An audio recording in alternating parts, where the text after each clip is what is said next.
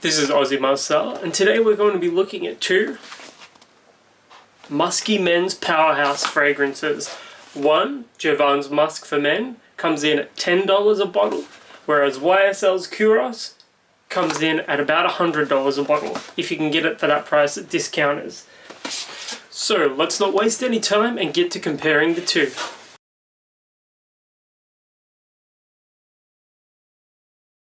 Juvon Musk for men is an old fragrance, as it came out in 1973. YSL's Kouros came out in the early 80s. Now, these are both known for being musky fragrances. Obviously, when it comes to fragrances like these, at differing price points, you're going to get a lot more complexity with the more expensive fragrance and a lot more simplicity with the cheaper fragrance.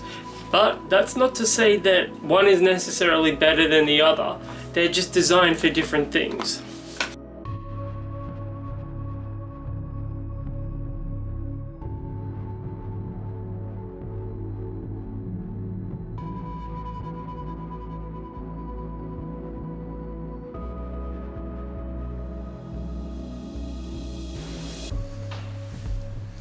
Jovan Musk's bottle. It's actually not the worst looking thing, but it looks very outdated.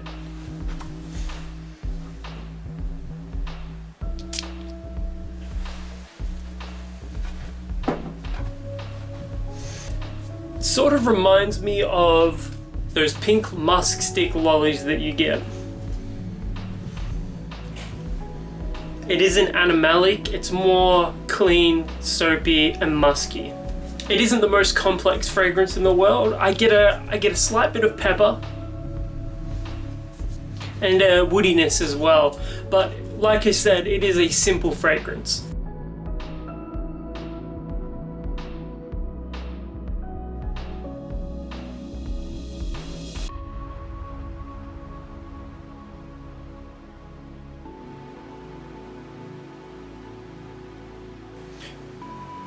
This is Kouros' bottle.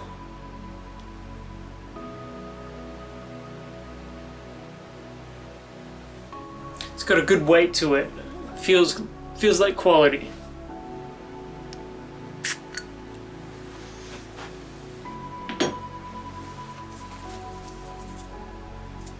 Straight in the initial opening of Kouros, it is a much more animalic fragrance.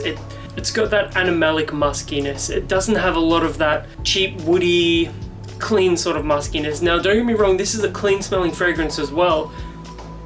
It just, there's an undertone of a dirtiness there, a slight dirtiness. Like it's almost like a stable in a way. If you've ever been to a stable or a cattle yard, it has that sort of quality to it.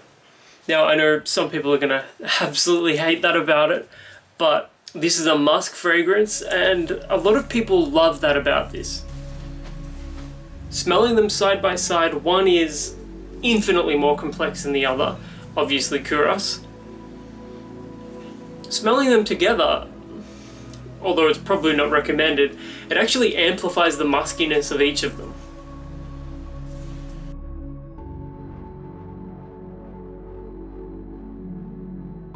Jovan's Musk for men has that sort of timeless quality to it. You can see this working more on an older gentleman, but I can see why this fragrance is still around today. It's got a simplicity that would appeal to a lot of different men. It's not that much of a leap to imagine a man going from a body spray to something simple like this. YSL's Kouros, on the other hand, is a much more complex beast. I can see why this has lasted since the 80s, but I can also see why this would be a much more offensive fragrance to someone's olfactory senses than Jovan's Musk would be. There is nothing dirty in that fragrance, it is entirely clean, whereas with Kouros, it has animalic elements that some would definitely attribute to dirtiness. Kouros has that slight honey-like sweetness that they try to use to lessen the impact of the animalic notes.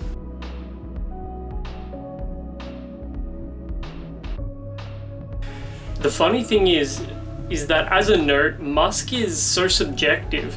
If you ask 100 different people what musk smells like, you'll get 100 different answers about it. So when you're reviewing or comparing musky fragrances, the actual note of musk itself, it's going to be difficult to sort of quantify what that note is. When I think of musk, I think of an animalic quality, but not a leathery sort of animalic note. I'm referring to a slightly dirty yet clean smell. You know, everyone has a unique musk to them, so to speak. I think a musk fragrance should amplify the better qualities of how you smell naturally. That's why these fragrances are good. It's because they can help amplify how you already smell, but not in a negative way.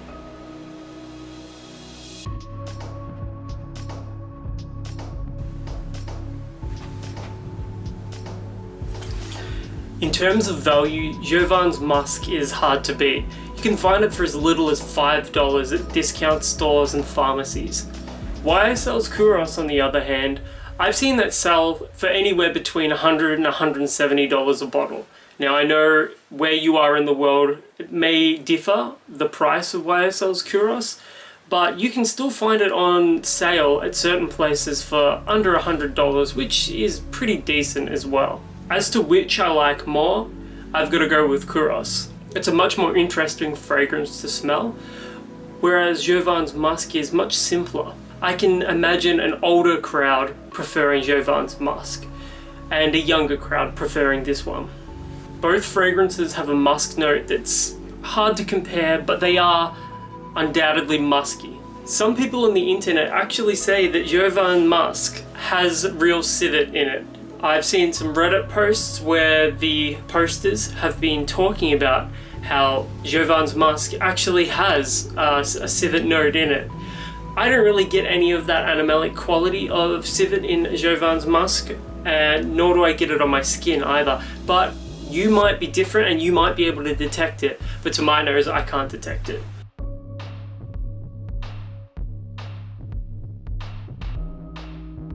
The biggest mistake I made when filming this video was wearing Bulgari Man's Black Orient, and that's sort of overpowering everything else, but it is what it is, hey. So that about covers it for Jovan Musk and YSL Kouros. Have you ever worn these fragrances before? If so, let me know in the comments and tell me what you think. So until the next video, this is Aussie Marcel, and I'll catch you guys around.